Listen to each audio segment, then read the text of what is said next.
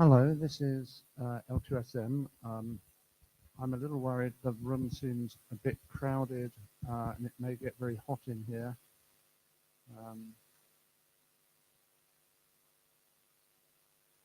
Blue sheets are coming out. If the blue sheets get full, obviously you can write on the back of them and in the margins.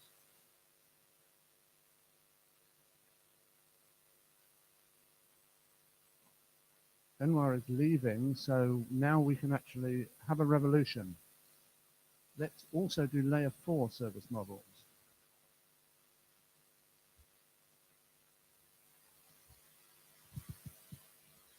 I see two people in Meet Echo, and I'm in Jabber as well, so I can be shouted at in Jabber. I'll start rolling this out.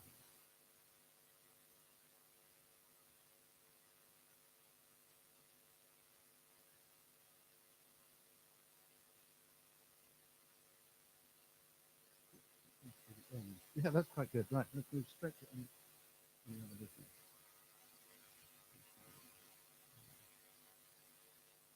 Yeah, so Notewell, we've got as far as Thursday evening. If you haven't seen the Notewell before, then you've really been asleep.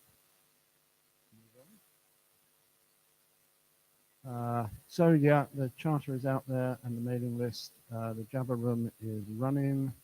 I'm in the Etherpad taking minutes. If anybody else wants to join in, that would be most welcome, but not necessary.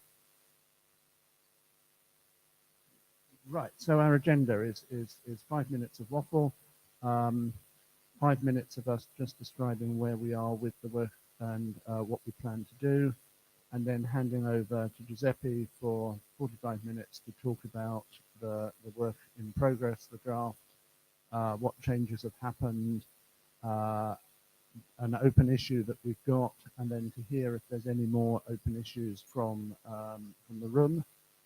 And then we'll just wrap up with 5 minutes worth of any other business. So where we are with the working group, we met IETF 97, so it's not so long ago. Managed to adopt the draft this year. Haven't had face-to-face meetings at IETF 98 and 99, but the design team, which is really the authors of the working group document and the chairs, met both those times to have a chat. And then we had two virtual interims online to progress the work, to discuss the issues that have been raised, and to come up with resolutions. They were not hugely well attended, but we made quite a lot of progress in them and reported back to the mailing list. So we have a plan, which is possibly that's not part of our job spec as working group chairs, but we decided to be efficient. It's a fairly ambitious plan, which means it's quite tight, but we think it's achievable. So when we built the plan, it was to start off with the interim in September, which we did. And then we took those decisions that were made and reported them on the mailing list to ask if there were any issues. And then Giuseppe posted an update before this meeting to fold in those issues. So that's great. And then our plan was meet here, which we seem to be achieving okay.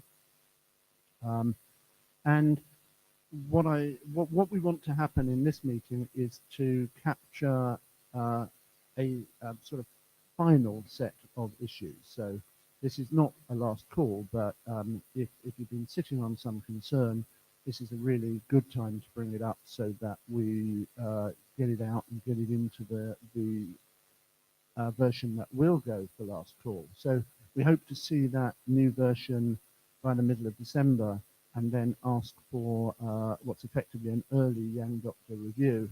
One thing we learned from L3SM was that a really good Yang Doctor review is entirely valuable. So Jan gave us an L3SM one, and I think as a result he's on the hook for L2SM. and then we'll update and have this ready by the end of January, so that we can start and move into a working group last call in February, and hopefully be able to pass on to the AD before the end of February, giving him the opportunity to do an IETF last call and get it onto an agenda possibly before he steps down, so he can declare success at least in one thing in his life.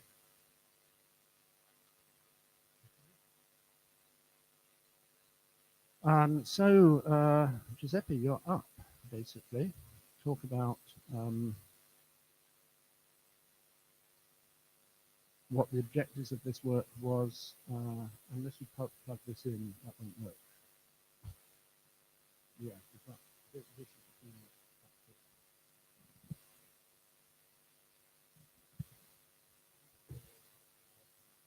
Yeah, we'll see whether it works. You might just start.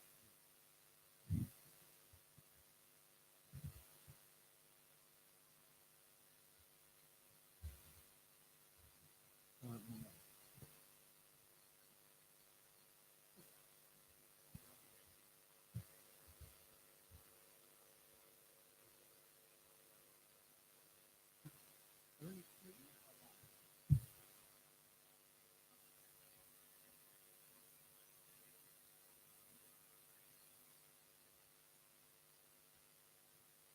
Can I ask questions?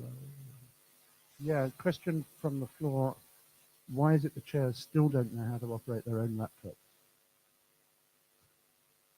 Call your system administrator. Alignment with the LNE and I models. Where are we going? LNI and NE. So logical network element. Yeah, it's support. So you already done the change. I didn't look through. Yeah. Cool. Thank you.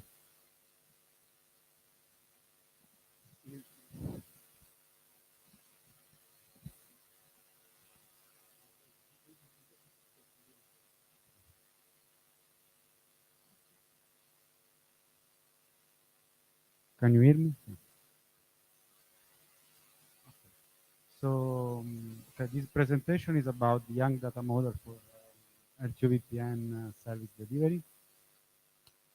So, okay, this is the structure of this explanation that we first present the objective, just a reminder about the objective of this work. And then we will go in deep with the document status, in particular with reference to the recent change that we have done, as Adrian mentioned. In particular with the recent change that we have done after the interim meeting of September. So we are now at the 0.4 version. Then we explain the support for layer 2 services that are considered in scope of this work. Regarding that, we have to say some words about the MIF relationship.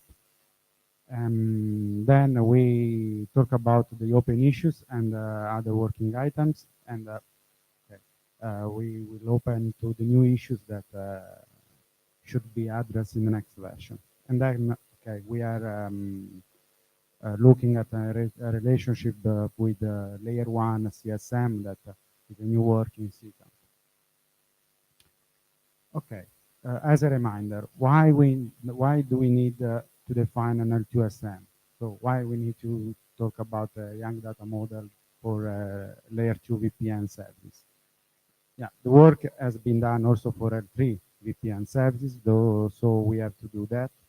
And in particular, this is not a configuration model, but it's just a communication interface between customers and network operators. So in this case, we provide input to automation and control for the SDN orchestrator level, and is the northbound interface for the SDN orchestrator. The focus is on IETF technologies, so VPWS, both LDP and BGP, VPLS, and EVPN. And of course, other L2 VPN could be considered in scope of this work if the working group agree about that. As I mentioned before, it's not a configuration model, so some technology-specific parameters have been defined because are needed for the end-to-end services as by definition for an L2 VPN. And the operation of the core network is in scope of the service provider, the network operator. So it's not a customer concern. This is a recap about the document status. We are at 0.4 version. So in particular, I would mention some recent changes that has been made after the September interim meeting.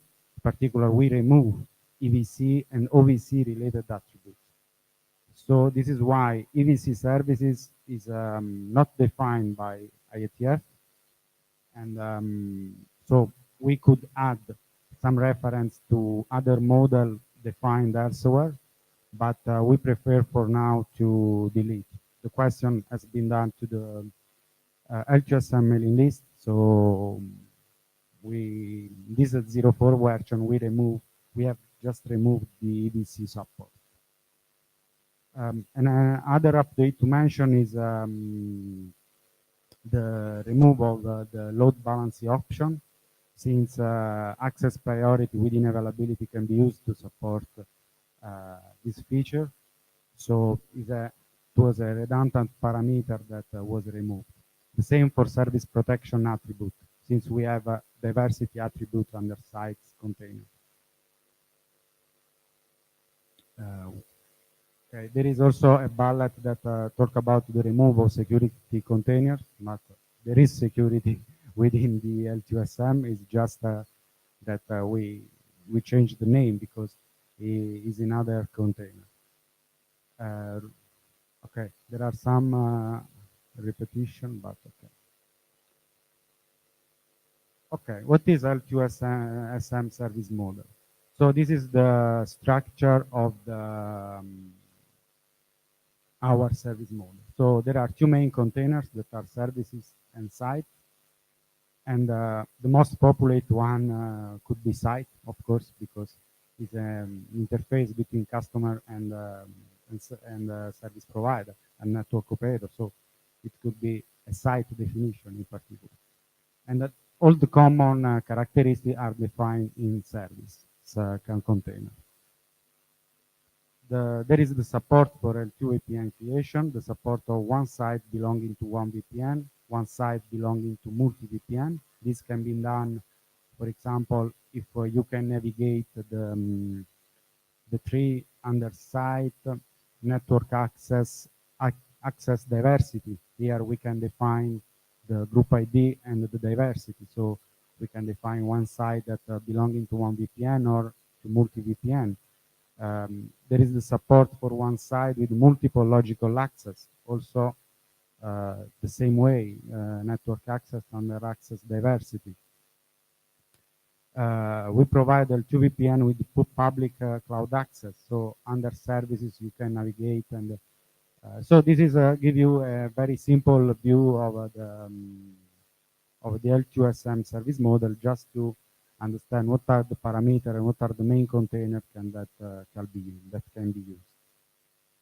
There is also the support for QoS requirement for MQoS policy, multi-IS support, of course, and point-to-point network connectivity, and also multi-point network connectivity. So please review all the L2 service model, because I think it's a good work that has done until now. So, but we need a little bit of effort more to complete. VPN service definition. So our purpose is to define a common base model that addresses multiple popular L2 VPN service types. As I mentioned before, we use our effort to concentrate on IETF-oriented technology. So the VPN, the L2 VPN that are supported here are point-to-point VPWS, connecting to customer sites. Point-to-point or point-to-point multi-point VPWS connecting a set of customer sites. The multi-point for VPLS that connect a set of customer sites. Multi-point VPLS connecting one or more root sites and lift sites that cannot speak each other. EVPN support is also here, and also EVPN VPWS between two customer sites, and also between a set of customer sites, and as specified in RFC 8214 and RFC 7452.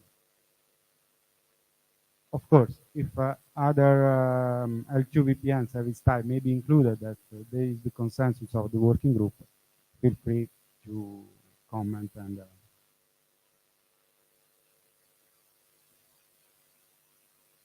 okay, now we can detail some topics that can be interesting to discuss together here. So the first one was about the connection definition in L2SM model. So there is the port mode, VLAN mode, twin queue mode, twin any mode, and the lag mode. So under each site network access, we can define an Ethernet connection in data plane support. So there is the physical interface mode, .1Q interface mode with the definition of the VLAN mode, otherwise twin queue, twin any. And we can define S tag and C tag on PE in the case of twin queue mode, otherwise only S tag on PE for the case of twin any mode. And the lag specific parameters are addressed in the other attribute. In addition, there are some optional L2CP parameter between C and PE, and mapping between CVLAN and L2 VPN services is also specified. Here there is just an open question. So do we need to specify also S tag or only .1Q? And in particular, S tag is provided by the network operator. Could be this an information that can be considered for a customer. So in case of NNI, S tag is needed. So it can be considered, for example, optional. This can be a proposal. If you have another idea, please comment and we can address it.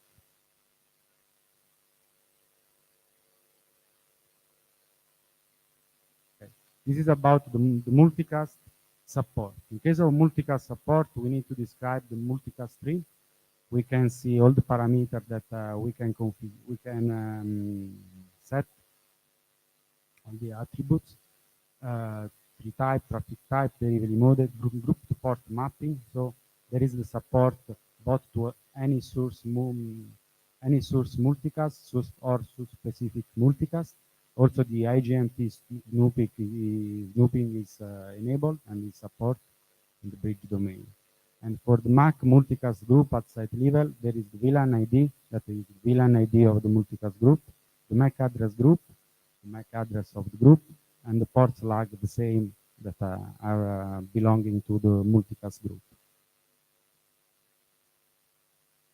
This is recently added in the new version.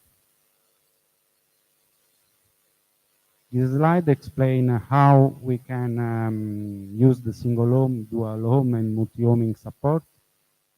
There are parameters under site type container that defines the way we can achieve this. There is the site VPN flavor single. So the site belongs to only one VPN. And the set of site VPN flavor multi, the site belongs to multi VPN. And in this case, we have the use of access diversity parameter. And thanks to the access diversity parameter, group ID, and constraint type, we can support the dual home and multi-homing support. Question. In the connecting to one ISP. Yeah. Would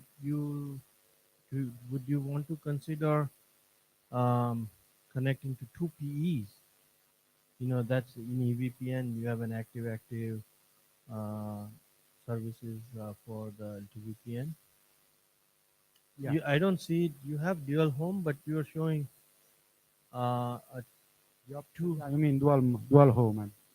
dual homing. But is your dual homing shows seems like it is showing two C's connected to one, or or one C should be connected to two PEs, right? Yeah.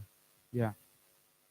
Just like how you show on the Yeah, top no, right. it's not showing in the slide, but it's supported. Yeah, Yeah. no, I understand what your point. Yeah, no, because this is just to describe the connection between C and P, but in case of C connection is supported. It's not just shown in this slide. Thank you. Okay. This is the support for multi-provider and multi-domain use cases. Particular, we make a section. We don't make no consideration about the general architecture in a multi-provider, multi-domain use case because it's not in scope of this work. But we just say that in case of an end-to-end services um, can be done and can be stitching network access within um, segment 1, segment 3, and segment 4. For example, if we look at the connection between site 1 and site 3, in this case, the assumption is that the service orchestration layer have the visibility of complex abstract topology and can configure the separate, can set up the separate segment just in case have the knowledge of the composition of the end-to-end services. So this is also supported because the NNI is supported and the end-to-end parameters are also supported. So in general, the inter-provider and inter-domain use cases we have considered it and is supported by the L2SM. Okay, this is an open issue. In L2SM, there are some parameters that define signaling option. And for example, VC label, control wall that are used between the two PEs or between two sites, of course. But we have also some parameters that are defined between C and PE. For example, MAC learning, ARP suppression, and so on.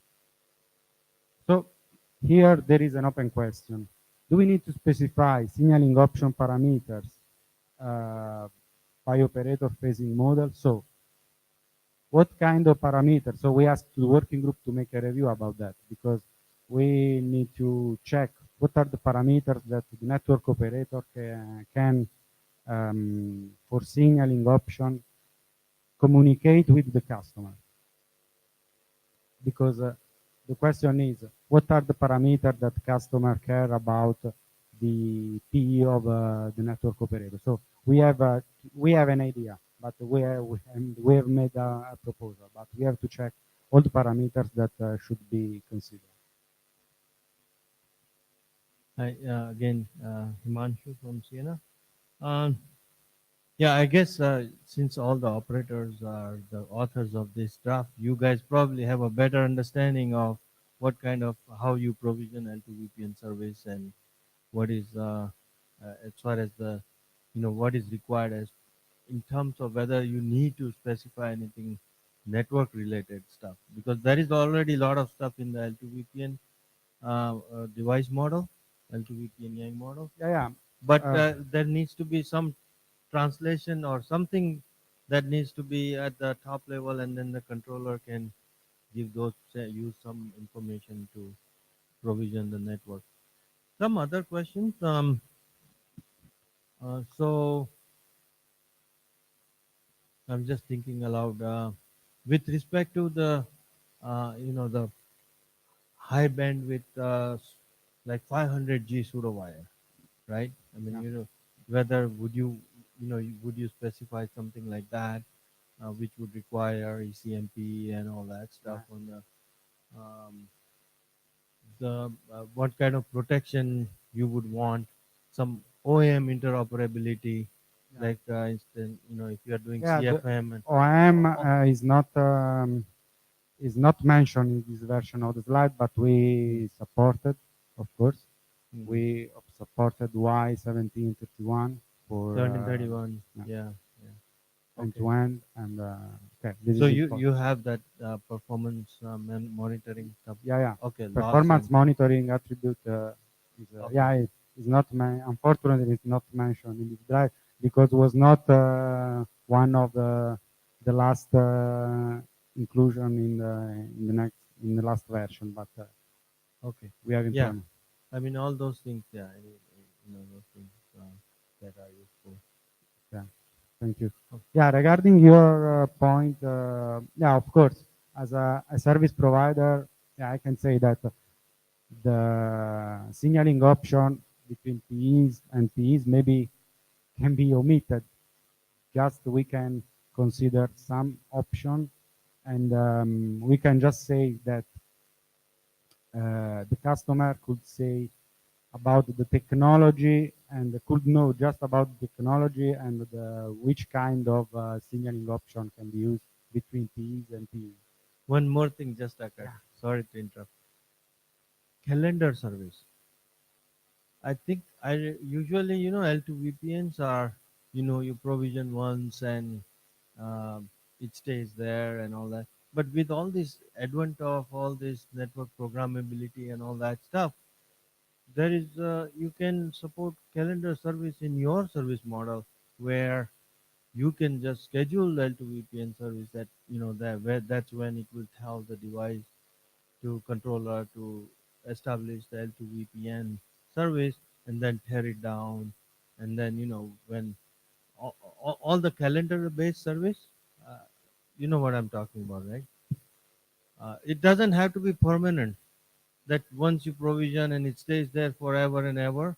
Yeah. It can be instantiated at any time when user wants to use it, and then tear it down. So you just pay for the service used for the time being, Yeah. for the time period. So is that a life cycle management question? So I think what we tried to limit ourselves to was the, the tight description of the service, not, Yeah. for example, how it would be billed or when it would be invoked or even what its operational status is. And that's also what we did in L3SM. Now, we're open to have a wider discussion, but we're probably not experts on lifecycle management here. We're much more experts on protocol stuff and the service that can be built on those protocols. Right. I'm thinking that the service provisioning aspects and combined with the calendar type of services would make it such a lot more value add for this type of work, right? um, because before it, you configure the device and it just remain the service forever, whether you're using the resource or not. But now that we have the controller and the network programmability I and so understand. on and so I forth, understand. right? You I can use, understand your you point. can add that in. I mean, Yeah, yeah. that's just a suggestion. Yeah, Right? yeah, You we don't can have to do consider it. it. Can make a question to the list and okay. So this is Michael Schroff from Nokia. So regarding the calendaring, so to me, this is a generic functionality that you would apply to all service models, not only the L2SM. So it's a very valuable functionality, but it's not clear to me why it would have to be in this model here. So to me, this is something that can easily be separate. So, it's a well understood use case, it's valuable, but I'm not sure if it has to be in that model specifically. Right. So in that aspect, it would be a similar type of piece of information as customer's mail address or whatever. It's outside the details of this service. Yeah. It's associated with it. It might be a different module Yeah, that is for example. attached. Yeah. I don't know. Young is getting up. I was going to ask Benoit if he knows from his great catalogue whether anybody has done scheduling. He's probably not going to regret for it. Young Huawei, going back to your signaling option, I'm not sure how useful it would be to specify desire from the customer because provider may not support that signaling option. Yeah. So even if we can ask for it, it may be just best effort requests without really knowing capability of the network provider, right? So I'm not sure how useful this information would be. No, it's good. Okay. Thank you.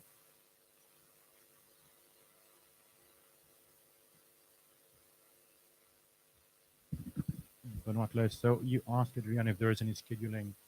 I searched on scheduling. Yes, there are a couple of modules. I'm not sure that these are service scheduling, right? Which is a difference. Now I want to come back to what was said about scheduling. Yes, it's an independent Yang module. Yes, it's interesting for all the services. Now here is where we start with an issue because that makes sense. But then you go into the service lifecycle management that we discussed already. And then, we always think that we need to make it very easy. It's up and down. And then maybe not, because we start to have like, oh, it's pre-configured, it's dormant. Then you start to have like dependencies on the type of technology you have. If it's mesh or hub and spoke, etc. Is this like up and down? Well, it depends. If it's a hub, the spoke, etc. So somehow this full lifecycle management starts to be service specific. So trying to get into a standard where we try to do the full lifecycle management of with state that are service specific is maybe a stretch. I think it's a stretch. Okay. And then scheduling maybe is interesting. And I would like to have maybe scheduling. And I'm looking at the catalog, but again, maybe this is in the same type of area. Okay, thank you. So is this the sort of thing that if somebody wanted to do the lifecycle management piece, they would do as a separate piece of work, and there'd be some whatever magic hooks Yang have to say this is the lifecycle management for this service instance? I think so. I mean, it would be a mistake to do it in this. In this Yang model, yes.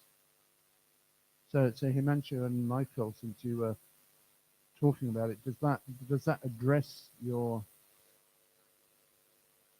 And by the way, one more thing I want to say is this is typically what MEF is working on with the lifecycle orchestration management. So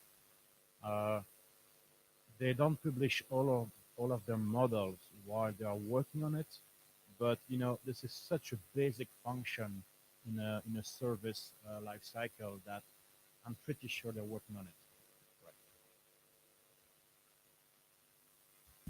Right. I think Benoit and me is in agreement here. So. In agreement, including that MEF is working on this. Including that that other standardization bodies are working on this, albeit, it's a separate story. And that we're better. I'm kidding.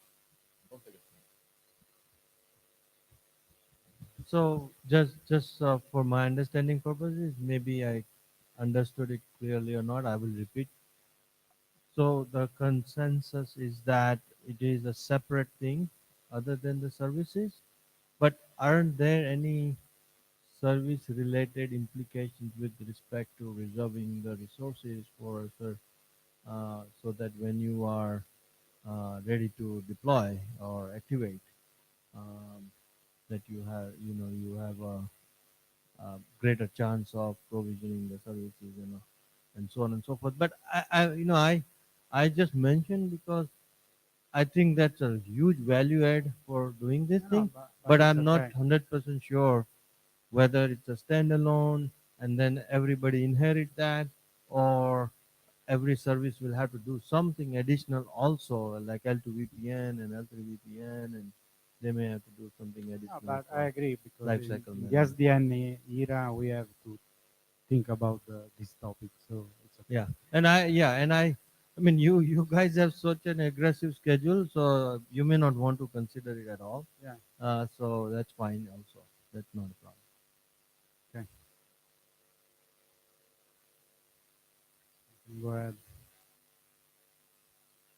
Um, any other issue? Yeah, so this was the spot at which you can say we've been reading your draft really carefully, and we're an operator and we sell the service, and it would be really useful if we could also do something, or it's not clear what your document says, or we think you've got a piece of broken yang, or anything, any issue. I tell you what, show of hands, who has read either of the last two versions? Oh, I see 5 hands. Go for it. Razor quick from Nokia. I have a fundamental question about the model when we are saying that, for example, because this model is from customer perspective. No. I'm customer of operator. I want to create a service with some specific objective and constraint. But as a customer, do I really care that I'm creating a service which is a pseudo-wire based or EVPN based?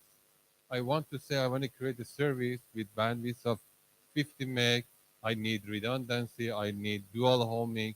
You go and do it. And do I care that this service is created using EVPN or pseudo-wire or whatever you are going to do in the network? This is to me fundamentally breaks the whole idea of the abstraction from the customer. From operator, definitely you have to know you are creating using EVPN or pseudo-wire, but from the customer, I don't even know how to, this one is created. You go ahead and do it. Thank you for your point. But yeah, I think that customer may be interested in in technology. Is for example, in your home you have a fiber connection, or you have the standard connection, now ISDN connection. You care about the technology who can be used. Maybe some customers are interested also to which kind of technology. I agree with you. Some customer could not be interested to technology through EVPN or VPWS and so on. But other customer may be interested in. But from your perspective, a large majority of your customers are really asking about the technology when you want to create a service. What is the percentage of those who don't care and those There are who customers, care? for example, my company is also MEF certified. So there are customers that are interested in MIF services, and MIF services have a certain technology specific definition also for the transport layer aspect. So it depends by the customer in my view. But I agree. We cannot expose every parameter. This is the question that I have done before. We cannot expose every parameter to the customer, because just some few technology specific attributes can be shared with the customer, because the other attributes have to be specified by the operator, because the core network is owned by the operator. So how this model works if I'm a customer and I don't really care about the technology that I want to create a service. So create it and you choose the best one. Yeah. Either pseudo-wire based or EVPN based, you pick whatever.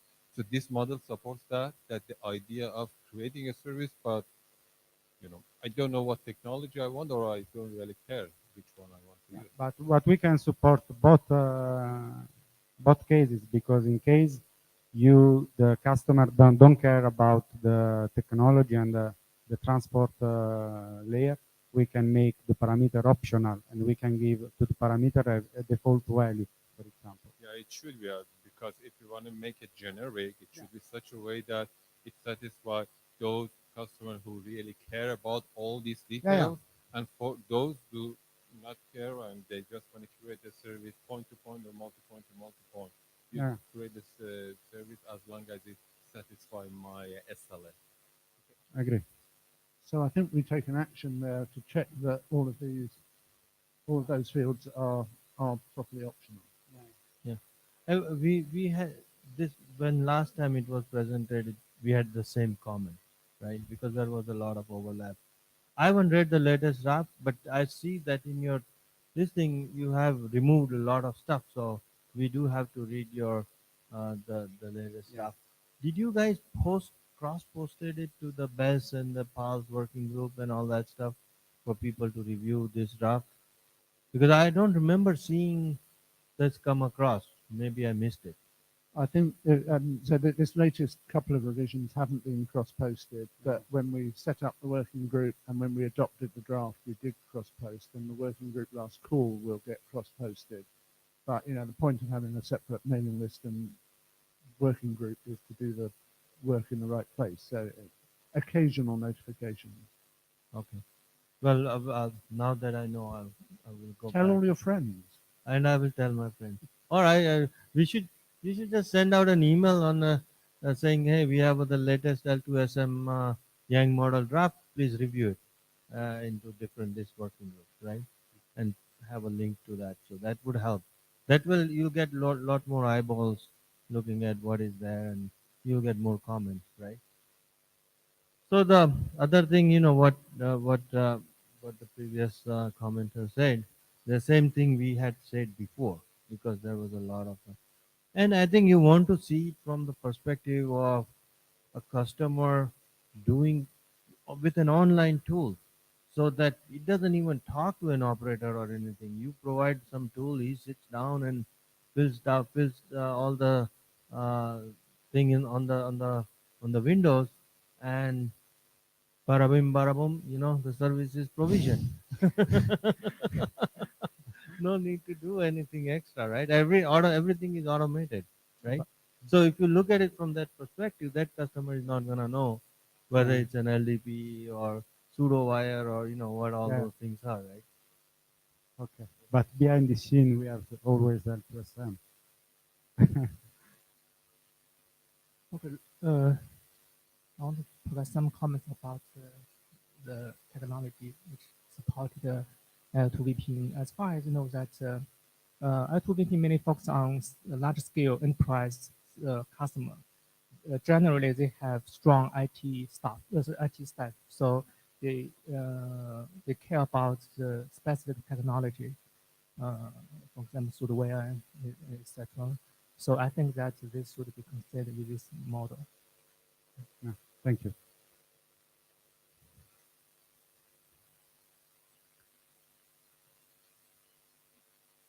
There are other two slides. Yeah. So well, let's just restate that we've got a couple of actions and one issue that has got a resolution. So there will be an update, but and I will send out a ping now to Bess. But now is the good time to take a look at this work so that when we get to last call on the next revision, we're not raising big issues. Thank you. So, Adrian, can we go back to your plan slide, which was 7? If you don't mind. This is Benoit's place. So, I've not seen many people reading that document, but thank you for coming here and presenting. Do you believe you will make the plan from Adrian and Chin in terms of updating and getting those issues closed and getting the feedback and the help from the other authors? Yeah, the plan could work for me, but of course we need some more comments, some more feedback on the service model, of course. And I'm wondering, how do we get these comments, right? So we have like operators doing this work, Yeah. and I much appreciate it. Would you have in your surroundings other operators who could help and review this? You know, I could have like trying to get some vendors to review this, but in the end, you know what you're talking about, right? Your peers also. Is there a way you could contact them? You know, don't broadcast everything to Nana, to the Nana mailing list, right? But ping a couple of No, your no. I friends. personally have checked the service model with my operational department in my company, just to have a feedback, because also my company have a solution, SDN oriented solution, and are working on young data model for specific service. And I think in my personal opinion is that there is a need of an L2 VPN service model, because for now the vendor develop a specific service model for specific service of the service provider. So it's important to have a common L2 VPN service model. So there is a good baseline to, and also the vendor can have a little effort more when have to give specific service enabled for a service provider. For example, when a vendor sells an SDN controller to a service provider. Right, right. I'm also convinced of the need, but I would like to be over-convinced by the overwhelming feedback from all the operators, and I'm trying to understand. So I mean, remember, Benoit, when we were setting up the working group, we spent quite a lot of time fishing for operators. Yeah. And we discovered that there were several classes. There were the ones who do not sell layer 2 services. They're not interested. There were the ones who were not interested in a Yang model to represent the service, and they're not interested. So we're down to a subset. I'm going to point the finger back at you. You probably have more contact with operators as a wide set than anybody else in the room. And can you find us other operators to review? right. So actually, I was asking because whenever we did the polling, right, then we found Giuseppe, great, and I was asking because you know exactly what you're doing. Maybe you know your peers directly, right? And if you do, this is great. Send those emails.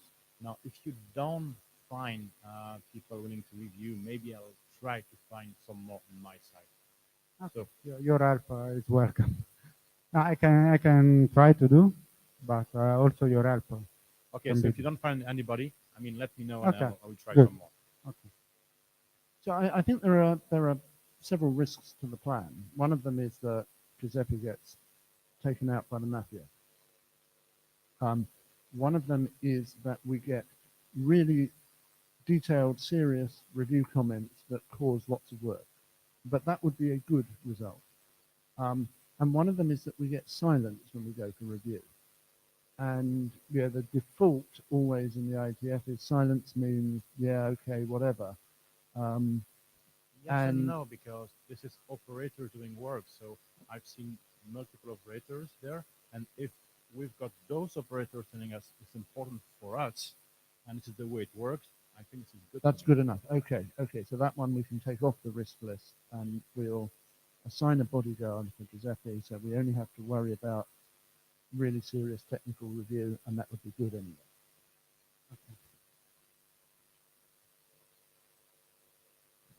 Okay, Giuseppe, do you want to just skip to your last couple of slides? Yeah, the last two slides is just to... No, it was the right time to raise that point, because this is any other business. Yeah, this is the last two slides about the connection with L1 CSM. This is a new work in CCAM. And we want just to highlight the boundaries between L2SM and L3SM and L1 CSM. L1, we choose this name because is an L1 connectivity service model. Connectivity model is not a service, L1 VPN. And in particular, if we consider a simple monolithic architecture in which we have the customer service orchestrator, and the service SDN controller, while L2SM and L3SM model the northbound interface of the SDN orchestrator, the L1 CSM is modeling the southbound interface. In particular, the use case that we want to mention here is the multi-service for internal customers. So, for example, within the same service provider network, we have a common transport layer that share the resources with the multi-service. For example, we can have the L2 service department, L3 service department that can ask for resources to L1 connectivity department. So this is very useful for a network operator point of view because in general, a service operator and the organization of service operator can be done by different departments. And in particular, for an SDN-oriented architecture, we have also different network controller that can, and SDN controller that can apply the configuration on different segment of our network. Any other business? Comment, question?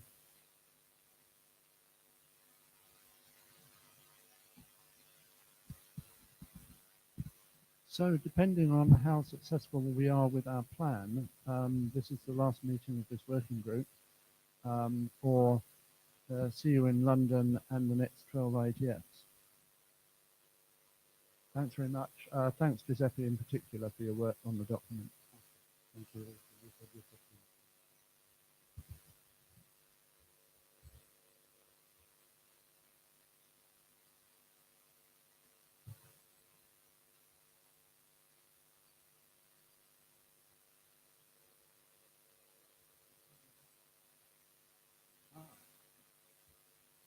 Is there a second blue sheet out there? We've got one.